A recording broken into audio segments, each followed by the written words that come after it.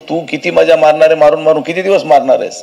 एक दिवस तुला बी ते भोगावं लागेल, ती का चुकणार नाही कोणाला. खारीतल्या शुक्राचार्यांनी विश्वासघात केल्यामुळं आपल्याला उद्धव साहेबांना त्या ठिकाणी पाय उतार व्हावं लागलं. ज्यांनी कधी आपला ठाणे जिल्हा सोडून कधी ते दुसऱ्या जिल्ह्यात जाऊन शिवसेना कशी आहे ही बघितली नाही, ते माणसं आज शिवसेनेचे नेते होऊन बसलेत. अरे पण अशा लबाड्या करून तुम्ही काही लय मोठे होणार नाही. बघा, एकनाथ शिंदे या राज्याचे मुख्यमंत्री होते 2.5 वर्ष. हे समृद्धीच्या नागपूर मुंबई समृद्धी झालाय का? हे त्याच्यामध्ये बकळ माल हाणला. आम्हाला राष्ट्रवादीचा त्रास होता, आता तो रोजच त्रास आहे त्यांना. मग आता काय जाईनात? मग तुम्ही मुख्यमंत्री व्हायचं होतं म्हणून तुम्ही पक्षाशी बेईमानी करून तिकडे गेलात आणि संचाला 50 खोके तुम्ही केलं. काही नाही केलं तरी तुमचीच लाल.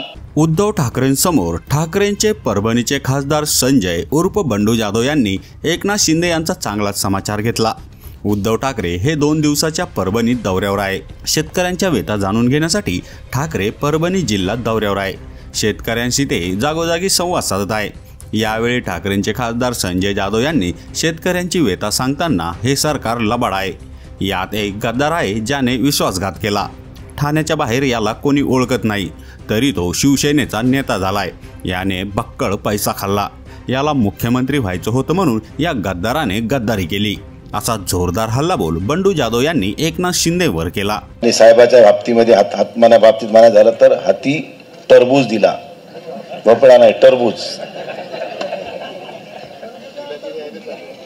त्यामुळं साहेब आमच्या भागामध्ये विम्याचे पैसे आले 200 रुपये, कोणाला 300 रुपये, 6 रुपये आले ते काय बघा. कोणाला आमच्या इकडे मुंजागावला 6 रुपये आले फक्त विम्याचे. तुम्हाला भारतीय जनता पार्टीचा आता मला कळाच आहे, मुंबईमध्ये 250 कोटी रुपयाची जागा घेतली कार्यालयासाठी, पक्षाच्या कार्यालयाला. पैसे आले कुठून एवढे सांगा तरी इमानदारीनं. सगळ्याचे पैसे हाणायचं काम जोरात चालू आहे. एवढं भ्रष्टाचारी सरकार यापूर्वी कधीही या राज्यानं बघितलं नाही. एवढ्या मोठ्या प्रमाणात या ठिकाणी हे सरकार भ्रष्टाचार करते. अधिकारी तर कोणाचं ऐकायलाच तयार नाही, कारण अधिकाऱ्याच्या पाठीशी सरकारचं पाठबळ आहे. चांगलं करो का वाईट करो, काही करो, तू चलू दे, आम्ही हे तुझ्या मागं. कालपासून 2 दिवसापासून गाजते अजित पवारांच्या मुलाचं प्रकरण जमिनीचं. आता ह्यांना काय तरी पाहिजे मला सांगा तरी. महाराज तुम्ही चांगलं सांगू शकता उदाहरण देऊन. शेवटी काही आणलं नाही सोबत, काही घेऊन जायचं नाही, पण तरी लोकांना पैशाचा मोह काय आवरत न झालाय. किती असावं लागते, किती माणसाला जीवनातला. अरे दुसऱ्याचं घर रस्त्यावर आणून त्याच्या लेकरं बाळ उपाशी मारून तू किती मजा मारणारे मारून मारून किती दिवस मारणार आहेस? एक दिवस तुला बी ते भोगावं लागेल, ती का चुकणार नाही कोणाला. परंतु सामान्य माणसाला बेटी धरू नये अशी भूमिका उद्धव साहेबांची आहे. मला सांगा, देवेंद्र फडणवीस साहेब मुख्यमंत्री असताना 14 ते 19च्या काळात मला वाटतं 1.5 लाखाची कर्जमाफीची नुसती घोषणा झाली. ती बी कशामुळे झाली? आमच्या सगळ्याच्या रेट्यामुळं. उद्धव साहेबांनी ज्यावेळेस रेटा धरला तेव्हा त्यांनी माफी जाहीर केली. मग ती ऑनलाईनच्या प्रक्रियेमध्ये अडकवली. मग ती ऑनलाईन झाली पाहिजे, तुम्ही जाऊन तिथं ऑनलाईन करा, म्हणजे अशा सगळ्या प्रक्रिया करून ती थांबवली. पण आम्हाला अभिमानानं सांगावं वाटतंय की उद्धव साहेब मुख्यमंत्री झाल्यानंतर कोरोनाचा काळ होता, घराच्या बाहेर लोक येत नव्हते, एक दुकान उघडं नव्हतं, सरकारला रुपयाचं उत्पन्न नव्हतं. अशा परिस्थितीत सुद्धा उद्धव साहेबांनी या राज्यातल्या शेतकऱ्याला नुसता दुष्काळाचा निधी सुद्धा दिला. 2 हेक्टरचे पैसे साहेबांनी सरसगट दिले आणि तुमच्या सगळ्यांचं 2 लाखापर्यंत कर्ज माफ करणारा एकमेव शेतकऱ्याचा नेता ते कोण असेल तर ते उद्धव साहेब होते. पुन्हा कुठलीही अटी शर्ती नाही, कुठला कागदपत्र नाही, काय नाही, डायरेक्ट तुमच्या खात्यात जमा झाले का नाही मला सांगा इमानदारीने. आणि जे रेग्युलर भरणा करणारे होते त्यांना सुद्धा 50,000 रुपयाची मदत साहेबांनी जाहीर केली.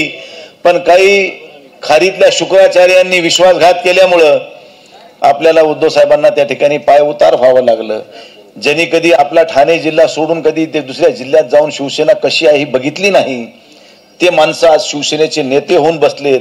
अरे पण अशा लबाड्या करून तुम्ही काही लय मोठे होणार नाही. शेवटी वरच्या दरबारामध्ये कसं आहे, देर आहे मगर अंधेर नाही, उपरवाले के दरबार में देर आहे मगर अंधेर नाही असं म्हणतात.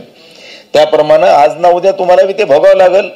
शेवटी ज्यांनी आयुष्य वेचलं, आज आम्ही उभे आहे तुमच्या समोर आमदार म्हणून, ते फक्त ठाकरे परिवारामुळे आणि तुमच्यामुळे. बाळासाहेबांनी आणि उद्धव साहेबांनी आम्हाला आशीर्वाद दिले नसते आणि तुम्ही आम्हाला मतदान रूपाने आशीर्वाद दिला नसता तर माझ्यासारखा एका अल्पबोधारक शेतकऱ्याचा मुलगा शेतात काम केल्याशिवाय दुसरा पर्याय नव्हता, अशी परिस्थिती मी अनुभवली आहे. म्हणून मी सांगितलं की मी आयुष्याच्या शेवटच्या क्षणापर्यंत ठाकरे परिवारासोबत आहे. आम्हाला तुम्हाला वाटते का आम्हाला बी बरं इकडून मोह लावते तिकडून मोह लावते, पण आम्ही अभिमानाने सांगतो की आमच्या जिल्ह्यातला खासदार असो आमदार असो आम्ही दोघंही उद्धव साहेबांसोबत होतो, आजही आहोत आणि उद्या पण तुमच्या सोबत राहणार आहेत. यामध्ये कुठेही फरक पडणार नाही. माझी आपल्या सगळ्याला एवढीच विनंती आहे, आम्ही फक्त रोष व्यक्त करतो सगळं करतो, पण त्याला लांब घेऊन जात नाही. आम्ही जशा जशा निवडणुका आल्या आणि कोणी चिल्लरीचं वारं पुढे आणलं 1500चं की आम्ही बी तिथं कुठेतरी भूलथापाला बळी पडतो आणि आम्ही मतदान करताना काहीतरी विसरून जातो, सगळा राग लोभ आम्ही विसरून जातो आणि मतदान करून आम्ही चुका करतो, तर नंतर आम्ही पश्चाताप करतो. पण ही कुठेतरी आपण आठवण ठेवू, ह्यांना बी असंच गाठायचं खिंडीत. शाहिस्ते खानाला जसं गाठलं होतं ना तसं आपण बी ह्या लोकांना गाठलं पाहिजे. ह्या महायुतीच्या असं लोकांना ह्याचं सगळं घ्या, तुम्हाला घेण्याला माझा विरोध नाही, आपलेच आहे ते माल सगळा, मी ह्या मताचा आहे. पण ठसा मारताना मतदान करताना आपल्याला ह्याला नीट जागा दाखवायच्या ह्याची भावना उराशी आपण बाळगणं ही काळाची गरज लक्षात ठेवा. हे जोपर्यंत तुम्ही जागरूकपणानं करणार नाही तोपर्यंत हे आपल्या डोक्यावर मिळे रगडणार आहेत.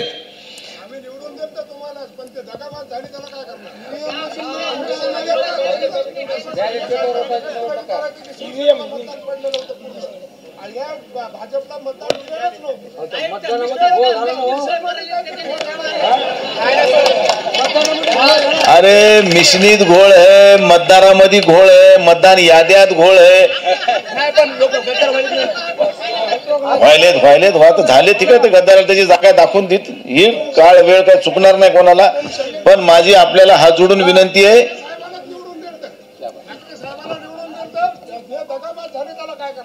आता ठीक आहे झाले तर आता काय करणार. बघा कुणाच्या पोटात काय आहे कोणी बघितले का. त्यांची नियत खराब झाली त्याला आपण तुम्ही आम्ही काय करणार आहे. शेवटी उद्धव साहेबांसारखा माणूस हातबल झाला त्यांच्या समोर की ज्यांना आयुष्यभर सगळं काही दिलं. मला सांगा ह्या राज्याच्या आता ते ठीक आहे ना, आता काय करणार त्याला. बघा एकनाथ शिंदे ह्या राज्याचे मुख्यमंत्री होते 2.5 वर्ष. त्या माणसाला उद्धव साहेबांनी 5 वर्ष MSRDC खात्याचा मंत्री केला.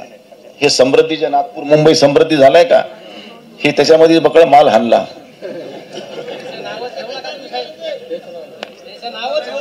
ऐका ऐका ऐका तर खरी, त्या लोकांनी एवढे पैसे हाणले, त्यांना मंत्री कोण केलं, साहेबांनी केलं.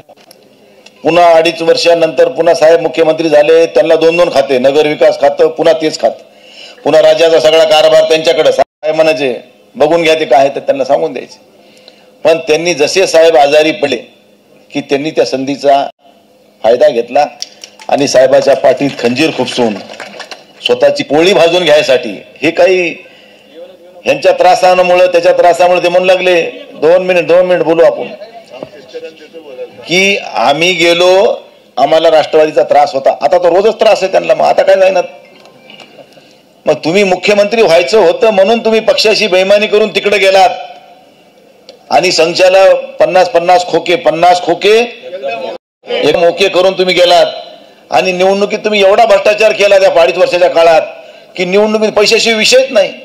म्हणून अशा सामान्य माणसांनी शेवटी करायचे कोणासाठी आणि कोणाकडे आशेने बघायचे, ही सर्वसामान्य लोकांसमोर शेतकऱ्यांसमोर मोठा प्रश्न पडलाय. म्हणून हे शेतकऱ्याचं सरकार नाहीये. कापसाचा भाव बघा, सोयाबीनचा भाव बघा, अनेक पिकाचे भाव बघा.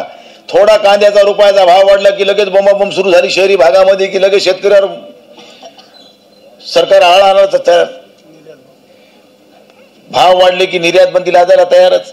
मग अशा सगळ्या अंगाने जर शेतकऱ्यात जर तुम्ही मिठी धरणार असाल तर अरे तुम्ही शेतकरी हा देशाचा पोशिंदा आहे आणि देशाच्या पोशिंद्याला जर तुम्ही जगू देणार नसताल मग तुम्हाला जगवायचे कोण. म्हणून मित्रांनो सगळ्या लबाड्याचं हे सगळं सरकार आहे, सगळ्या लबाड्या करणं चालू आहे. आता बघा तुम्ही मतदार यादीमध्ये सुद्धा मोठ्या प्रमाणात नावं घातले तिकडच्या गावचे, इकडच्या त्या मंठा परतूरकरचे नाव इकडे जिंतूर सेलू मध्ये आहेत. आता तुमच्या या सेलू शहरामध्ये त्या बोर्डीकर साहेबाच्या कॉलेजमध्ये शिकणाऱ्या सगळ्या आंध्रातल्या पोराचे नाव मतदान यादीत. आता ही अशी पद्धत म्हणल्यावर शेवटी लोकांनी निवडणुका लढवायच्या कशा? हर प्रभागात 100 नवीन नावं आणि प्रत्येक प्रभागामध्ये डबल टिबल नावं टाकून ठेवते. इकडे मतदान करायचं, तिकडे जाऊन करायचं, त्या गावात बी करायचं, ह्या गावात बी करायचं. म्हणून सर्व गावकऱ्यांना माझी विनंती आपल्याला की आपल्या आपल्या गावातल्या मतदान याद्या तपासा. तुमच्या गावात राहणारा माणूस सोडून आणखी दुसऱ्या कोणत्या माणसाचं नाव आले का हे सगळ्याने आपलं आपलं गाव तपासलं तर मला वाटतं की तुम्ही बी सुद्धा जागरूक झालो आता होणं काळाची गरज झाली आहे. आणि जर ते बाहेरचा माणूस मतदाना दिवशी गावात जर आला की त्याला ठोकून मोकळा करायचं, बाकी त्याला काही गोष्टी बोलायची गरज नाही. बाबा तू इथं कुठे राहतो सांग. साहेब आता आळंदी नगरपालिकेची निवडणूक आहे. आपल्याकडचा एक जिल्हा प्रमुख होता, तुम्हाला माहिती, त्याचं नाव घेत नाही मी. त्याच्या घरात 6 मतं आहे, त्याच्या घरात 260 मतं केलीत. आता एक धानुरी नावाचं गाव आहे त्याच तालुक्यात, 1800 मतं होते काल विधानसभेला, आता 3600 मतं झाले त्या गावात. बाजूचे आणलेत मत पिंपरी तिकडले. म्हणजे एवढा अतिरेक ह्यांनी चालवलाय. आणि पुन्हा बोलायचं पण रेटून, पुन्हा खोटून. म्हणजे आम्हाला काहीच कळत नाही. अरे सत्तेपुढे शहाणपण चलणं झालंय. तुम्ही काय करलेत की विरोधकाचा आवाज सुद्धा दाबायचा प्रयत्न करायला लागला. जनजागृती सुद्धा होताना तुम्हाला दाखवणं झाली आहे. तुम्ही केलं, काही नाही केलं तरी तुमचीच लाल. प्रत्येक गोष्टीत तुम्ही आमचीच म्हणायची कशासाठी? तुम्ही सत्य माना ना तुम्ही कधी. अरे पण सत्य परेशान हो सकता है, पराजित नाही. आज जरी थोडं आम्हाला दुःख वाटत असेल, ठीक आहे, आम्ही आता सगळ्या यातना भोगतोय, परंतु एक दिवस निश्चित उद्धव साहेब तुमच्या ह्या कार्याची नोंद ही मतदार घेतल्याशिवाय राहणार नाही एवढी खात्री आम्हाला आहे. म्हणून शेतकऱ्याच्या यातना काही शेतकरी या ठिकाणी तुम्हाला बोलून दाखवतील, त्यानंतर तुम्ही बोला. कारण ही वस्तुस्थिती आहे की शेतकऱ्याला सगळ्या बाजूनं नागवण्याचं काम चालू आहे. सोयाबीनच्या 30 किलोच्या बॅगची किंमत 4000, पण आमच्या 1 किलो सोयाबीनच्या किमतीला सुद्धा 4000 भेटना झालेत. ही शोकांतिका आहे. त्याला किती फवारण्या करायच्या, त्याला काढायसाठी 1500 रुपये, 4500 रुपये एका थैलीला. कापायला पुन्हा ती मळणी यंत्रवालं वेगळेच, पुन्हा बारदाण्यावालं वेगळंच, आडतीवर गेल्यावर आडती वेगळीच. म्हणजे सगळ्या बाजूनं त्याला काहीच मिळणार नाही. त्याला लावलेले सुद्धा पैसे मिळणार नाहीत. या वर्षी तर अतिवृष्टीनं सगळं हाहाकार करून टाकलाय. आणि अशा परिस्थितीत शेतकऱ्याच्या पानं पुसण्याचं काम या सरकारनं केलंय. या सरकारला त्यांची जागा दाखवणं आता काळाची गरज झाली आहे. म्हणून माझी सर्व शेतकरी भावांना विनंती आहे की आपण कुठेही खचून जाऊ नका. तुमच्या पाठीशी आम्ही खंबीरपणानं उभा आहोत. ज्या दिवशी तुम्हाला कुठं वाटत की ते आम्हाला त्या गोष्टीचा त्रास होतोय, तुम्ही तुमची हाक द्यायची, तुमच्या हाकेला ओ दिल्याशिवाय आम्ही दिल्याबरोबर आम्ही या ठिकाणी उपस्थित राहू एवढं आपल्याला अभिवचन देतो. पुन्हा एकदा आपल्या सर्व शेतकरी बांधवांचं मनपूर्वक स्वागत करतो आणि या ठिकाणी थांबतो. धन्यवाद. जय हिंद, जय महाराष्ट्र. या व्हिडिओवर तुमची प्रतिक्रिया कमेंट बॉक्समध्ये नक्की लिहा.